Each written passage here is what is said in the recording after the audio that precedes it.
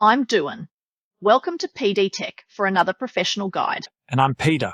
You focus on the build, we'll focus on the books.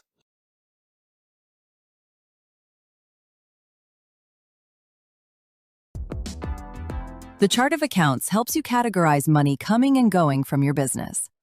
Think of the accounts as categories or buckets. You sort transactions into them throughout the year so you can see how your business is performing. Go to Accounting and select Chart of Accounts. Xero gives you a default chart of accounts, which you can easily change to make your own. So if an account doesn't make sense for your business, check it and delete it. If an account name doesn't feel right, open the account and rename it. Then click Save. Or if you need more accounts, just click Add Account. Let's say you sell services as well as products.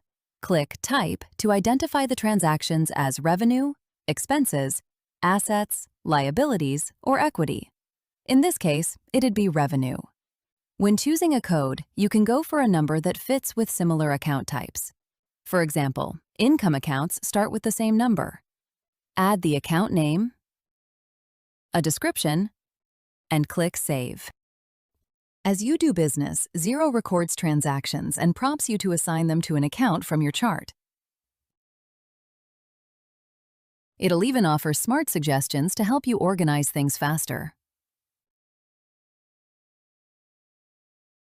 With that work done, reports will show you how each account contributed to your business position. Accounts that you marked as revenue or expenses will pull through to your income statement, while accounts marked as assets or liabilities will pull through to your balance sheet. And there you have it. You're ready to get the most out of your chart of accounts and unlock all the organizational power of Xero. For more support, open the Help menu and search Chart of Accounts.